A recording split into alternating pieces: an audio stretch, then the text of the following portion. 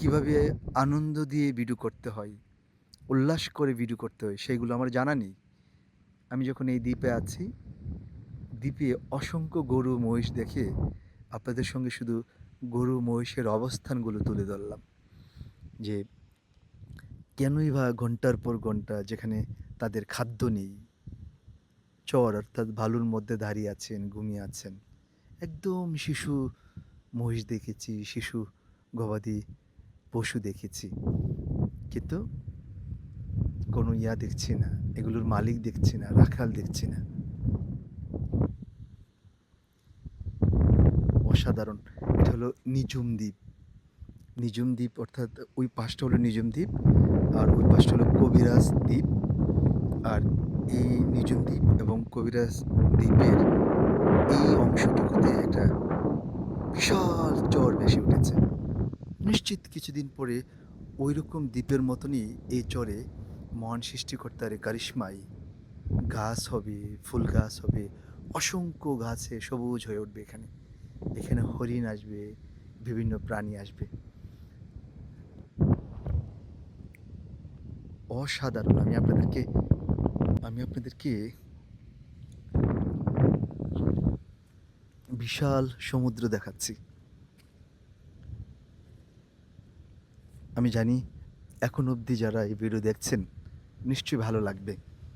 কারণ বিনোদন ছাড়াও নিশ্চয়ই মানুষের ভিডিও ভালো লাগার কথা, দেখা ভালো লাগার কথা।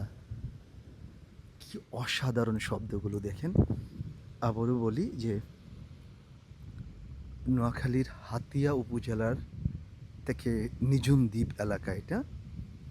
ওই পাশটায় নিঝুম দ্বীপসহ ৪টা বড় বড় বিশাল দ্বীপ রয়েছে যেখানে সবুজে ঘেরা অসংখ্য গাছপালা রয়েছে, হরিণসহ বিভিন্ন প্রাণী রয়েছে।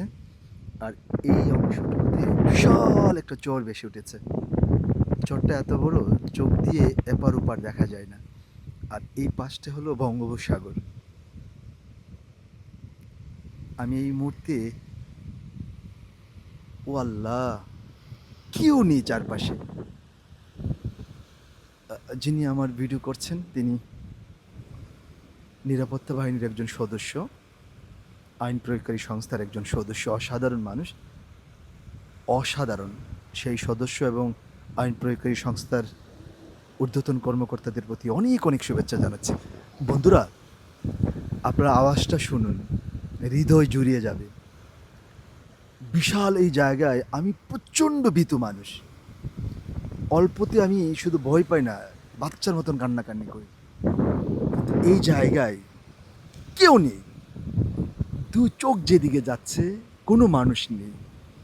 কিন্তু আমার একটু ভয় হচ্ছে না, কারণ মহান সৃষ্টিকর্তাকে এই জায়গায় দাঁড়ালে স্পষ্ট অনুভব করা যায়। আমার কাছে মনে হয় এখানে দাঁড়িয়ে মহান সৃষ্টিকর্তার বিশালতাটা স্পষ্ট চোখে পড়ে, দেখা সম্ভব। ইয়া রাসূল আল্লাহ, ইয়া হাবিব আল্লাহ। আমি আপনাদেরকে এই যে আওয়াজটা দেখাবার চেষ্টা করছি। এই যে আর সামনে যেতে পারছি না, শুধু পানি আর পানি। অনেক বড় বড় ঢেউ আসছে, অনেক বড় বড় ঢেউ আসছে। কক্সবাজার থেকে এই জায়গাটা একটু ভিন্ন এই জন্য যে কক্সবাজার হয়তো লোক লোক থাকে, কিন্তু এখানে কোনো মানুষ নেই।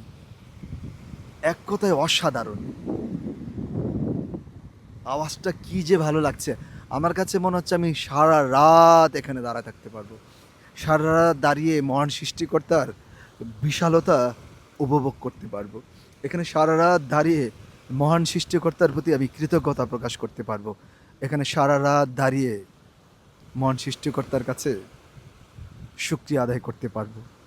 এত সুন্দর, এত সুন্দর! বন্ধুরা, আমি এই সিনগুলো আপনাদেরকে বোঝাতে পারবো না যে এখন সন্ধ্যা ৭টা বাজে, কিন্তু কি যে সুন্দর, কি অসাধারণ সুন্দর! মহান সৃষ্টিকর্তা যে রূপ, মহান সৃষ্টিকর্তার যে মহান কারিগর, এইসব জায়গায় দাঁড়ালে স্পষ্ট বোঝা যায়। আল্লাহু আকবার, ইয়া রাসূল আল্লাহ, ইয়া হাবিব আল্লাহ। আপনারা এখন অবধি পর্যন্ত এই ভিডিও যারা দেখছেন, আপনাদের প্রতি অনেক অনেক শ্রদ্ধা জানাচ্ছি। ভাই, আমার মনটা একদম ভরে গেছে। আমার উল্লাস করতে ইচ্ছা করছে না। আমি শুধু শুকরিয়া জ্ঞাপন করছি মহান সৃষ্টিকর্তার কাছে যে তার কারিশমা এত সুন্দর হতে পারে, এত বিশালতা হতে পারে। আমি মহান সৃষ্টিকর্তার কাছে অনেক, অনেক কৃতজ্ঞতা প্রকাশ করছি এবং যারা শুনছেন আপনাদের প্রতি অনেক, অনেক শ্রদ্ধা জ্ঞাপন করছি। ভালো থাকুন।